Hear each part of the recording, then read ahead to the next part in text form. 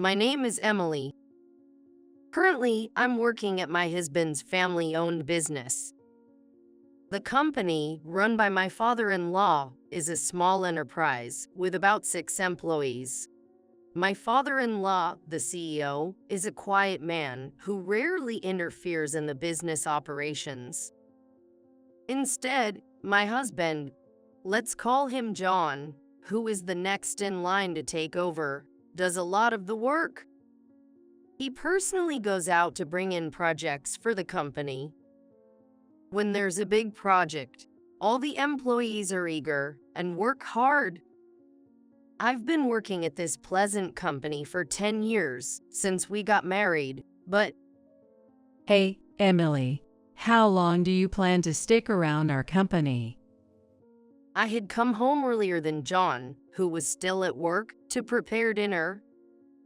At home, there was my mother-in-law, who wasn't working. She used to work at the company before I joined, and when John and I got married, she said with a smile, "Finally, I don't have to work anymore." However, it seems like she got bored not having to work and started to behave in a way similar to bullying me. What do you mean by sticking around? Just what I said. You married John because you couldn't work anywhere else, and thought you'd force your way into working at our company, didn't you? I sighed inwardly. Lately, I've been hearing this a lot. I quit my previous job and joined this family-owned small business when I got married. But I didn't leave my previous job because I was fired. For some reason, my mother-in-law seems to think I'm completely incapable of working. Karen, as I've said before, it's not that I couldn't work at another company. That's not why I joined John's company. Huh, I can see right through your real intentions. My mother-in-law said, as if she knew everything about me, and briskly went back to the living room. But the problem with my mother-in-law isn't just her words. She said she would quit the company and focus on household chores, but she doesn't do any of them. My father-in-law has repeatedly addressed this issue. Even though he says, "You're home all day, please do some housework," she responds, "I've worked all my life. Now it's the daughter-in-law's role to take care of the house and does no housework at all. So I mostly end up cooking dinner." My mother-in-law does prepare her own lunch, but never cleans up after herself, leaving the sink full of dishes when I come home. Karen, it would be nice if you could clean up after yourself. At that, my mother-in-law flew into a rage. "Are you trying to order me around? How dare you as a daughter-in-law? I wish my daughter, Lisa, would come back soon instead of someone inconsiderate like you." Lisa is John's biological sister and my sister-in-law. I've only met her once, during a family meeting. She didn't attend our wedding because she canceled at the last minute. John later called her to ask about it, and it turned out she had hung out drinking with friends the night before and got a hangover. Lisa said, "I'm gonna work in fashion," and seems to have started living in New York after finishing college. Lisa is doing her best in New York. People say New York is so cold, don't they? I can't believe she could ever live in a place like that. Come to think of it, you were born in New York too, right? No wonder you're so cold to me. Trying to cook dinner while keeping up with my mother-in-law's chatter was impossible, so I just nodded along and got dinner ready. When my mother-in-law tried to interfere, I simply said, "Dinner's gonna be late at this rate," to get her to reluctantly head back to the living room. Both my father-in-law and John are aware of my mother-in-law's bullying, and they try to admonish her whenever they see it, but it hardly makes a difference. If anything, getting scolded by my father-in-law and John just makes her lash out at me more. I wasn't subjected to violence, and with my father-in-law and John on my side, I had managed to ignore my mother-in-law's words until now. However, my mother-in-law eventually did something unbelievable. It happened one morning as I was getting ready to head to the office after finishing breakfast. Out of nowhere, she exclaimed, "Oh dear, what a mess," and dumped a bucket of water into my bag. "Wait, what are you doing?" Oh, was it your stuff? I could have sworn it was just a big piece of trash. Even if you thought it was trash, who dumps water on it? The carpet's soaked now. And the vacuum cleaner. Oh, what's the point? As I was laying out my waterlogged documents on the table, she said with a grin, Well, you don't need to go to work anymore. "Excuse me?" You've been cleaning to this house for 10 years, but I finally managed to get rid of you. "Get rid of me?" The truth is, my daughter is joining the company, so we want you to leave.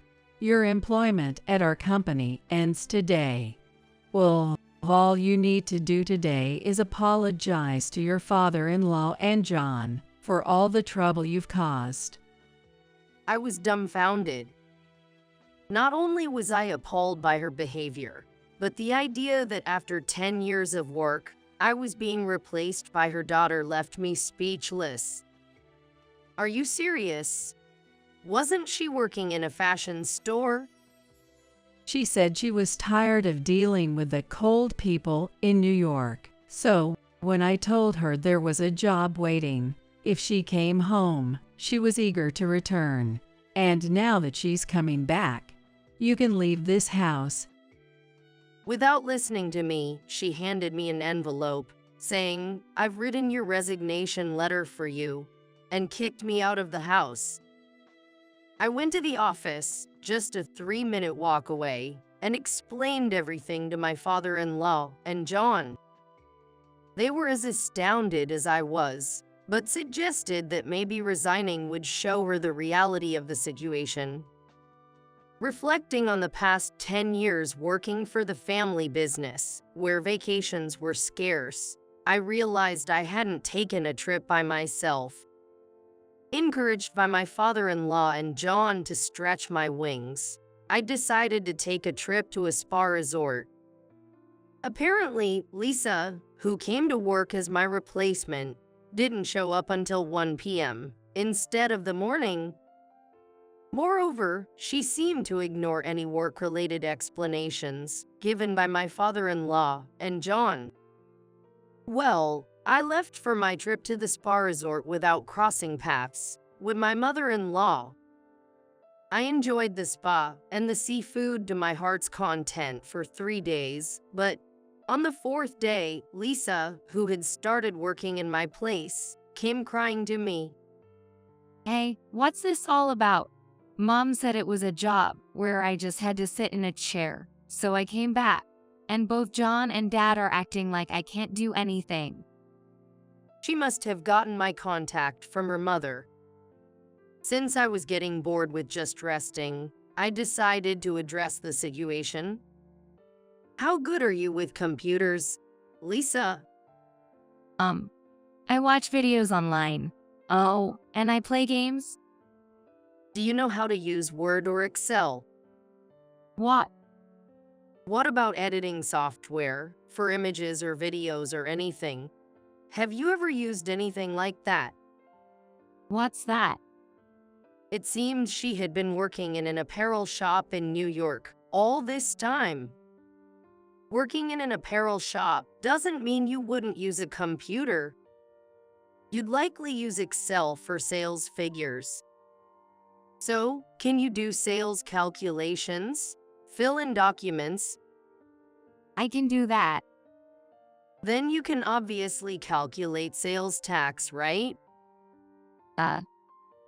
She seemed unsure and surprised.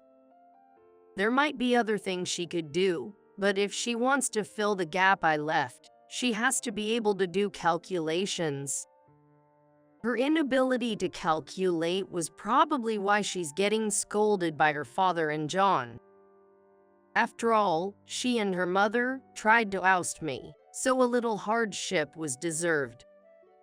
Anyway, if you're taking over my job, you need to handle the accounting properly, and using informal language like you're texting friends and emails is absolutely unacceptable.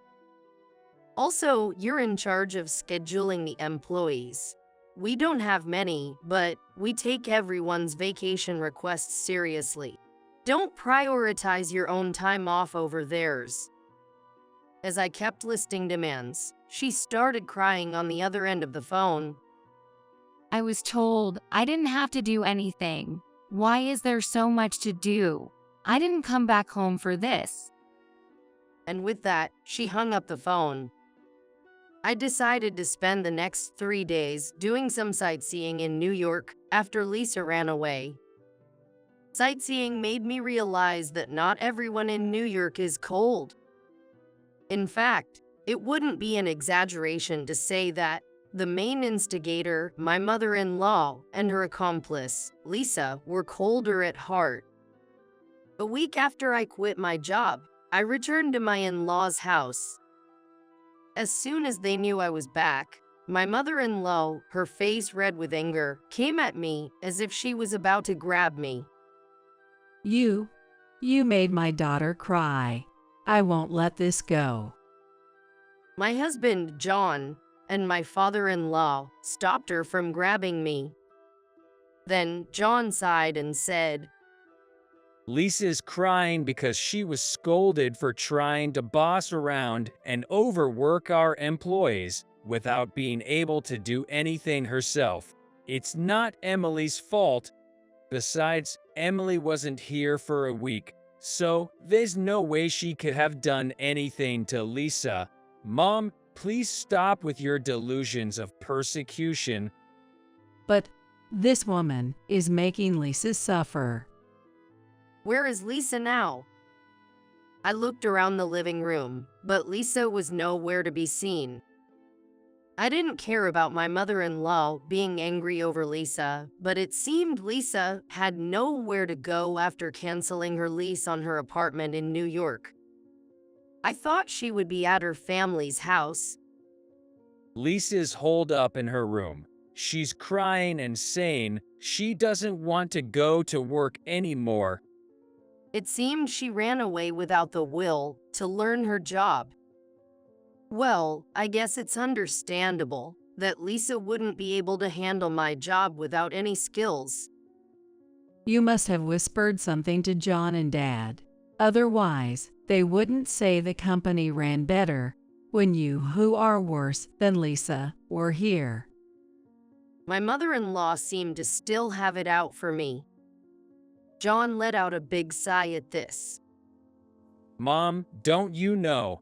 Emily has a lot of skills useful for work. She has a bookkeeping certificate and has passed the secretary exam. She also has many other skills useful for work, and she has scored high on the DELF. She also has experience studying abroad, and she handles all the international correspondence for us. My mother-in-law was surprised at John's explanation. Since I quit my job as soon as I married into the family, she had never seen me excel at work. So, she didn't know I had many skills. What? That's like something out of a drama. I wanted to get all the certifications I could during college, so I studied hard for various things. Because of that, I didn't participate much in club activities or have a boyfriend. That's when I became good friends with John, who visited the company I worked for on business. I ended up sharing how John and I met, but that's not what she wanted to hear. I cleared my throat to steer the conversation back on track. So, I was entrusted with a lot of responsibilities at the company. I handled accounting, scheduling, interactions with other companies, and even adjusting employees' shifts. I did a lot of things I was capable of. Thanks to that, I was able to freely approach other companies for business. It became much easier to work compared to when you were around, Mom. John said that, to which my mother-in-law just gaped in surprise. Then my father-in-law said, "Well, it looks like we're going to end the company." This caught me off guard as well. Actually, Lisa made a big mistake. While we were away, she was supposed to prepare some documents, but got distracted by phone calls and ended up being rude to a representative from our partner company, Company A. Of course, I got a call to confirm this. I couldn't close my gaping mouth. Could Lisa really do something like that? Is the company going to go under just because Lisa joined us? As I was feeling down about this, it seemed there was a silver lining. When we explained the situation, we were suggested to consider ending our family business. I and Dad had mentioned this before, right? About getting absorbed by another company. Then, the CEO of Company A stepped forward, saying he'd welcome us if Emily and I were involved. This was more than we could have hoped for. Honestly, there are limits to what a family-run business can do. It's uncertain whether a small family business can secure stable clients. That's why John has always been out, securing clients for us. Being absorbed by a larger company would mean securing stable clients. There wouldn't be sudden uncertainties about our future. However, only my father-in-law, John, and I were relieved by this news.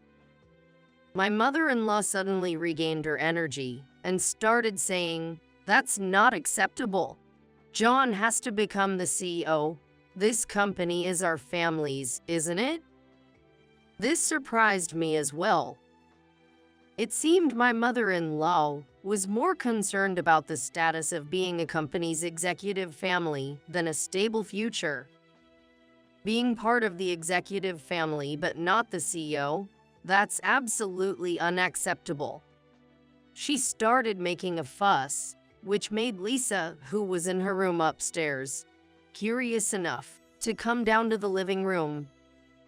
Then my father-in-law delivered the final blow to the argumentative mother-in-law. We're getting a divorce, so either way, you're leaving the executive family. Huh.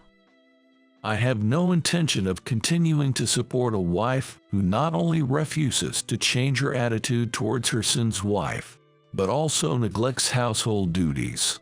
To top it off, she spends her days out of the house, on dates with young men. As we didn't know that, both John and I were taken aback and looked at my father-in-law in surprise. It seemed my father-in-law had been planning to bring up divorce, as he took out divorce papers and a photo of his wife with a young man from the shelf in the living room and placed them on the table. If you sign the divorce papers here and leave with your belongings, I won't ask for alimony. I know there's no point in asking you for money anyway. How could you? A divorce is too much. Haven't I devoted myself to this home all this time?